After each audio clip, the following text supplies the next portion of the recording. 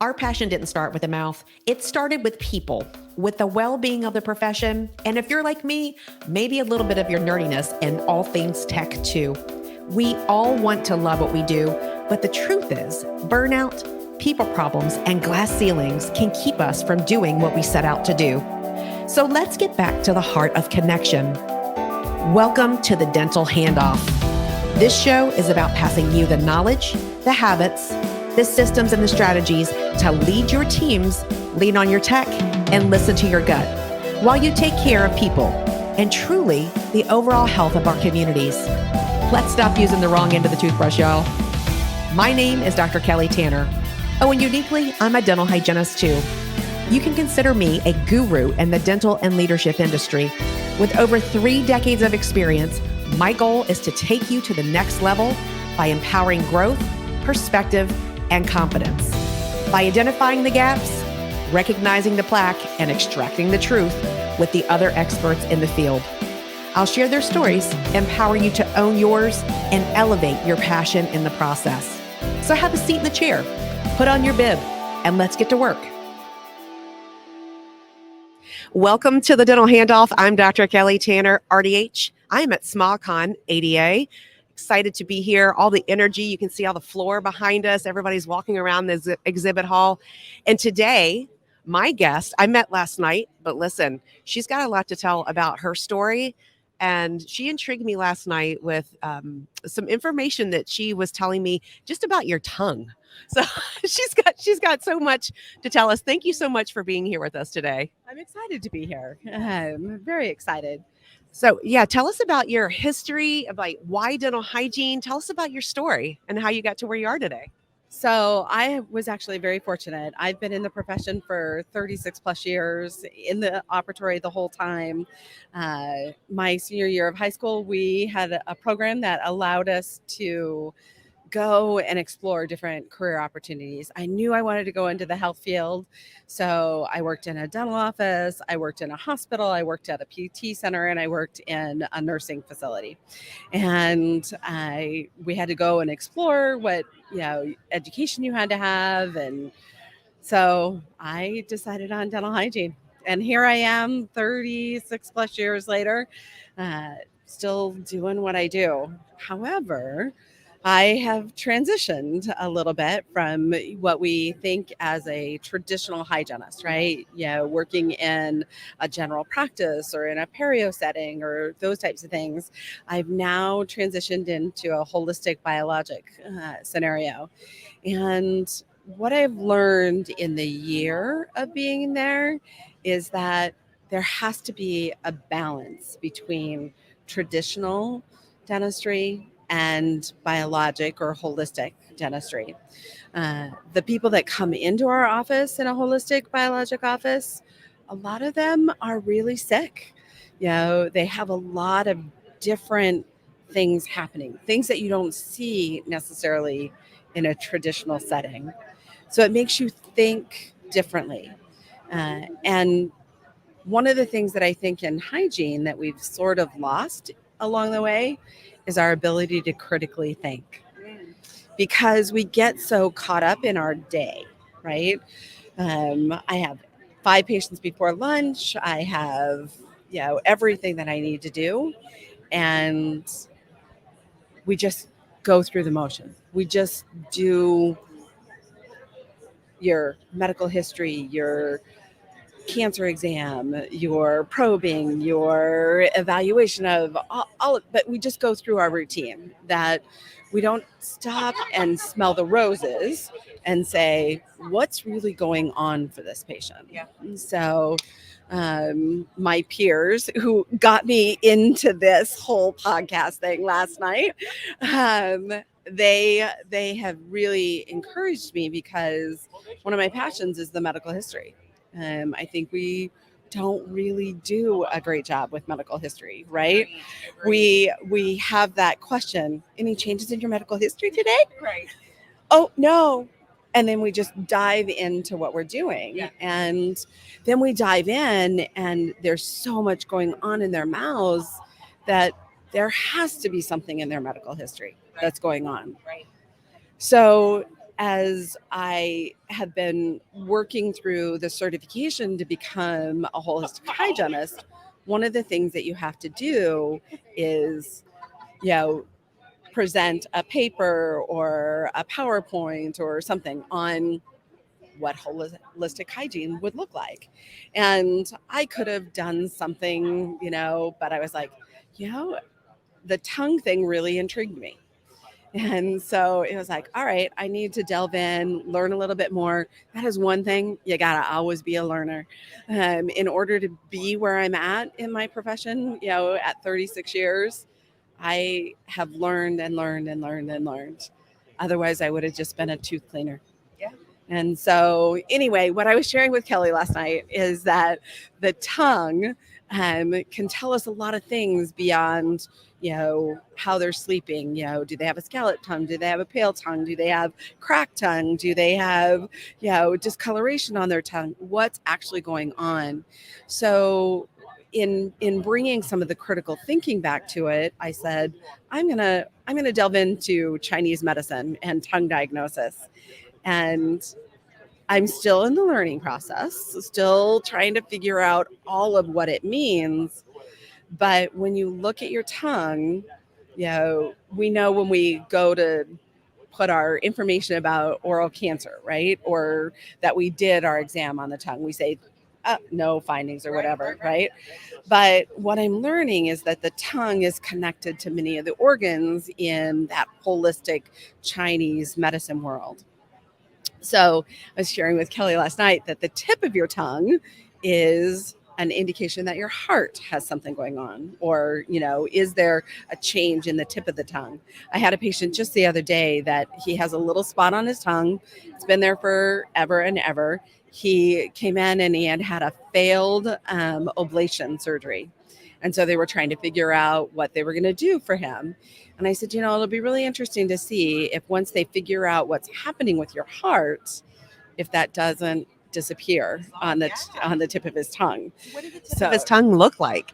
It had like a 2 millimeter lesion, and it was just it almost looked like a traumatic bite type of thing, but it had been biopsied. It was nothing, those types of things. And he was like, yeah, it's just been there forever. But it was pale in color, which means that blood flow isn't as adequate. And so according to the Chinese medicine and stuff. And then just behind the tip of the tongue is the health of the lungs. The sides of the tongue are associated with the liver and the gallbladder. As you progress to the back of the tongue or the middle portion of the tongue, it's associated with your spleen and your stomach. And then as you get to the very distal portion of the tongue, it's connected to your intestines and your kidneys. So when we look at gut health, how healthy is the back of their tongue? What is that showing us? Some of the research that I've done, when we look at a coated tongue, sometimes that can be an indication that a patient is starting down the diabetic path. Wow. And so, like I said, when we get to that critical thinking part of it, are we doing that still? Yeah. And I don't know that we are. So, and I totally agree with you in terms of, well, with all that you're saying, and that medical history piece constantly, because we have to put those pieces together and what it is that we're seeing, what else is going on. We have to create that link because we know about it, but are we putting those pieces of information together to truly tailor and individualize what it is that we're doing for our patients? Because it's customized personal medicine is what we're doing. And as you were talking too, I was thinking about burning tongue syndrome, about how we don't know what the cause is. I was just teaching this the other day to my first year students, just what the different portions of the tongue and what it could mean. And we weren't to the part of the lecture where we really dove in because it was just about here's all where the papilla are called, and this is where it's all located on the ventral to dorsal side. But they started asking more questions of what does that truly mean? So this would be amazing in the dental hygiene curriculum to be added to that. So what do you think burning tongue syndrome is about based on what you know, or is there much information on that? Some of the stuff that I have kind of delved and read about it is that it may be associated with underlying autoimmune stuff. And when you have one autoimmune disorder or something that's going on, you're more likely to have multiple stuff. And I think that our patients are exposed to so many different toxins, so many different things, that really delving in and understanding what the patients are using in their mouth. What is their diet like? Again, back to that critical thinking. How do we coach our patients to really trigger? So my daughter has had thyroid and gut issues and those types of things. And one of the things that they said was eliminate, right? Do the 21-day elimination diet to figure out what it is that triggers your symptoms. So really helping to coach our patients to try and almost problem solve themselves. What is it that stimulates it? What causes it? Is it something that's happening all the time for them? Or is it just intermittent? What is it that they're doing in their daily routine that spawns that situation for them? Yeah. And they even think about geographic tongue, because we were talking about that in class the other day too. And I was saying, one student's like, yeah, I have an area that's healing from geographic tongue, because they presented their information on lesions, different lesions. And one of that was, it's a benign condition. But what does geographic tongue say about you? I used to get geographic tongue. It used to happen all the time, but then it went away. So it's like, why did it go away? I was just curious. So I was thinking about all these things last night as we were talking. So do we know what triggers geographic tongue other than stress and possibly vitamin deficiencies? We don't at this point. At least there's not enough that has really, because it is benign. So we kind of put it aside, right? Oh, it's just benign. Does citrus bother it? Does this bother it? Does that bother it? Those types of things. Then avoid those kind of things. But we haven't delved into it because there's not a risk factor to it per se. Well, that's like saying your teeth are cold sensitive. Stop eating stuff that's cold, right? It's benign, but there's what's causing it. I mean, it would be just like us doing that. Yeah. Right? Or your numbers are a little bit high on your cholesterol. It's a little bit high, but is it high for you? Is it high based on the standards of everything? What does that mean for you as an individual? So how does a person start learning about this? Like, what was your path and learning and becoming certified? So really it was, there's a whole different thought process when you start looking into holistic biologics, because we take out some of the traditional things that we think have helped our patients, right?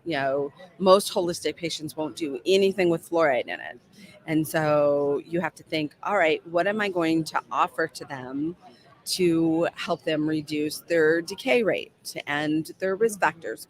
What else is happening for them? It's just like, when we look at somebody that is a mouth breather, they're more at risk for plaque buildup and tartar buildup and those types of things. So what is it that is really happening? Now, you ask the question of what's the path of that. There's a couple of organizations that are out there. There's the International Association of Biologic Dentistry, and so that's where my certification is actually coming from. Then there's also the IAOMT organization. And I would just start by getting on and listening, because you do have to change your thought process. Like I said, being a hygienist of 36 years, you get stuck in what we just have been doing, right? And when you're a life learner, there's so much opportunity to learn. So that was my path, starting to associate myself with people that were in that realm, starting to ask questions, starting to delve deeper, taking courses at events like this, at SmileCon, right? At Under One Roof. We're starting to see that evolution of holistic dentistry. And we're seeing that because of functional medicine. And, there's more conversations. People, especially after COVID, were like, I want to take control of my health. So, It's and thinking about too, for it's a challenge for us anyway with that integration into medicine right now as hygienists, because a lot of like just nurses in nursing homes, for instance, will just, that's a very common one that we talk about.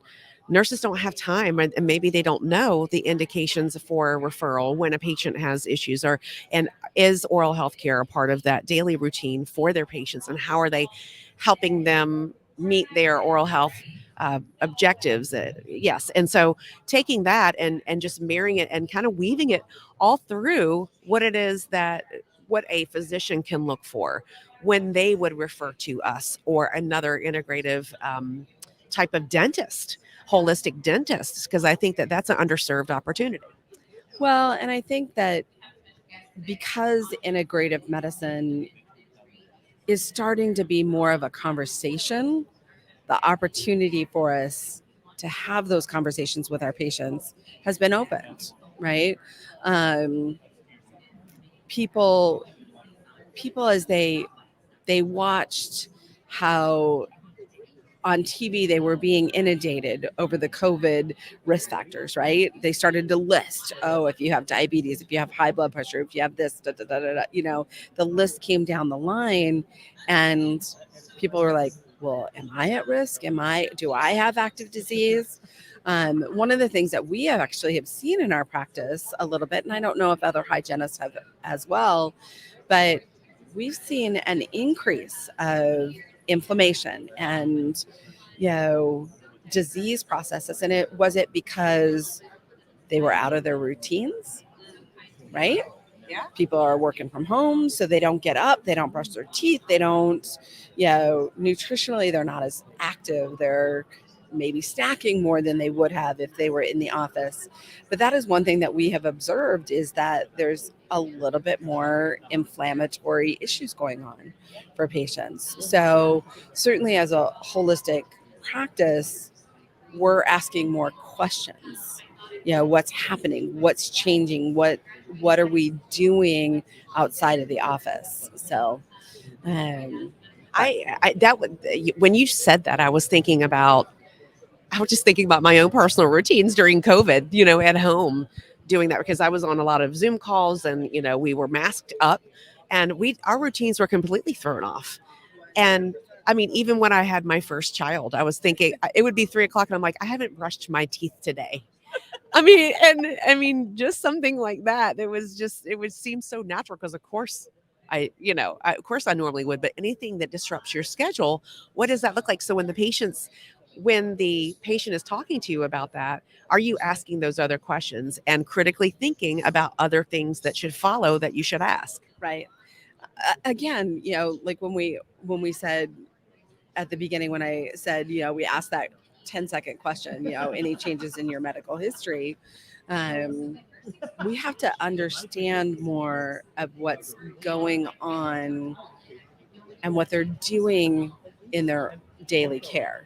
And if we don't, I appreciate that your focus is on, asking the questions, communicating. And sometimes as hygienists, we get stuck in we've gotten used to the patient, or we know the patient well. So we do that. Oh, are you brushing? Are you flossing? Are you, using your water pick? And then we go, how was your weekend? What are your plans for the weekend? Yeah. Instead of staying in our role of being their health care provider. That is so true, because we get so comfortable with our patients, and then we notice that something's not resolving, that it's not healing how it should, or perhaps we missed it last time, because that happens too. I mean, we have days where the patient's like, nobody's ever told me this before. Was this here last time? And so it's an opportunity for us to say, you know what? I've taken some courses, and I've learned more, because this is what's important for me and my patients. And here's what we know now. I love that. I love that. Well, and my good friend Susan Cotton, one of her coined things is, if it's not right, it's wrong. And if it's not right, we should be having those conversations with our patients, because we know more. And if you're going and you're getting your education and you're doing the things that help you to grow as a clinician, what we know now is, I need to be looking at this differently. I need to be having a conversation with you more about this. Share with them that you are continuing to learn and grow, because number one, they appreciate that. And secondly, they will come back asking you, what did you learn since I've seen you last? Oh, I love that. Yeah. Right? Especially if you're sharing that knowledge on a continuous basis with them. I moved to Colorado Springs a year ago, and I had been in the same practice for 17 years. And I have now had patients that have contacted me, found me, saying, I miss your knowledge. And so we have so much to give to our patients if we stay focused on what it is that we are giving our patients. 100%. And I'm just sitting here thinking too that as that lifelong learner, that patients also know when you share that with them is that you are investing in their health in between visits, is that you are that person who they can go to and ask questions. So the way that you are developing the role of the dental hygienist is critical to our profession, because 100%. then they acknowledge the impact that their dental hygienist has on their overall health. So it's all the pieces of information that we all are bringing to the table. But are you intentionally developing that? Is this something that you're going to CE and you're checking the box because it's something you've got to do, or is this something that this is the oath that we take as dental hygienists, is to continually learn, because patients again look to us for that information, and if we're not doing it, who's doing it? We see them every 6 months or even more frequently. So we have that sense of responsibility. Absolutely. And it makes you a better teammate. Because if you're not learning, then your team's not learning. Like my team's not here, but there are things that I will take back to them, right? Um, and we have to have those conversations to keep the whole office growing, right? And if you aren't growing, you're dying. Isn't that the saying, right? Yeah. Right? If you're not being watered, you're gonna die. Yeah. The vine's gonna die. And I look at that constant learning as I am still growing. And I appreciate that about our profession, that we are expected to continue to grow and learn, but that I want to continue to grow and learn. Do you find that it makes you show up even more passionate about what it is that you do every day? Do you think that keeps you going in some way, that like thwarts off any burnout or anything? Do you think that helps? Absolutely, it helps you to stay away from those, I don't like my profession anymore kind of thing. Those conversations that you hear, right? From It keeps you in a wellness environment mentally. Yes. Right. And not only that, but I'm here because of the networking stuff that went on last night. Right. I'm here with Kelly, sharing with all of you kind of my journey, purely because I was with peers that were like, you need to do this. People share your knowledge, and we have to do that, even though it's uncomfortable. Share our knowledge, what we know, connect with each other. So I can say, if I want to know more, how do I reach out to you? So that's why I encouraged her to come on today to tell you guys about it, because my mind was blown last night. It was really funny at this reception. People were sticking out their tongues. I'm like, what are you guys doing exactly? And she's evaluating tongue health and, overall, she had like a screening booth almost set up at our reception. Not really, but I mean, we have to share what it is that we know, because that's the only way that we grow. We do it with our children, we do it with our family. let's do it together as a profession so we can all grow together. Yeah. Well, if we don't, then we're going to stay stuck. We are going to stay stuck in our profession. And that's no place to be, because we have so much to offer and contribute to the dental team. We are those primary healthcare providers. We're frontline responders on everything, and we have the ability to think critically, to say this doesn't look right, and make that referral, bring it up to doctor, suggest that doctor, perhaps we need to think about referring this out, and also of course document it and the change, and to acknowledge that and educate the patient on, hey, if you see this change, just like if you had a freckle on your hand or something, if you see this change, you need to contact us right away, or here is the name of a doctor that you go and you see. So it's such a part of what we do, is to share, not just learn, but then to share what it is that we know with our patients. So I just appreciate you so much, and what you've contributed just to my life just last night. I mean, it's just so funny, because we're just sitting around and we just think that we get so used to doing, I think, what we do, and we just think it's no big deal what we do, because it's just what we do. But other people need to be lifted up with your information that you have. So thank you for stepping outside of your comfort zone, because this is a leadership opportunity for her and for all of us to learn from that, because this isn't something that she necessarily was thinking about she was going to do this morning. No, it absolutely was not what I was thinking to do, or thinking like I was going to do. Like I said, I have a group of friends that have been trying to push me outside my comfort zone for a while. And I keep saying, no, I need to learn more. No, I don't have enough knowledge yet, and they're like, but you do have enough knowledge. And so it's time to share that knowledge. Yeah, and to touch on that, we have a tendency to do that, I think, as humans, and then also with dental hygienists, we get kind of in this frame of thought of, I don't know if I'm ready yet. I don't know if I know enough yet to be the expert in that. And you do, even with where you are. I mean, if you think about how much things have changed since dental hygiene school, I mean, information's changing right now as we sit here, and we need to go learn about it probably again next week, because they're developing new techniques. They're discovering new things. I mean, think about the pathogens that they now know about that are linked to other things, and what's there to come. So we got to build on it. We got to be those critical thinkers and learners for our profession, on behalf of our profession, in order to grow in that way. Absolutely. It is evolving faster and faster and faster. Yes. And with the introduction of artificial intelligence, and the evaluation of, like you said, the pathogens, and those, knowledge is power. If you have the knowledge, then you're going to be able to help those that you're serving. So keep growing. Yes.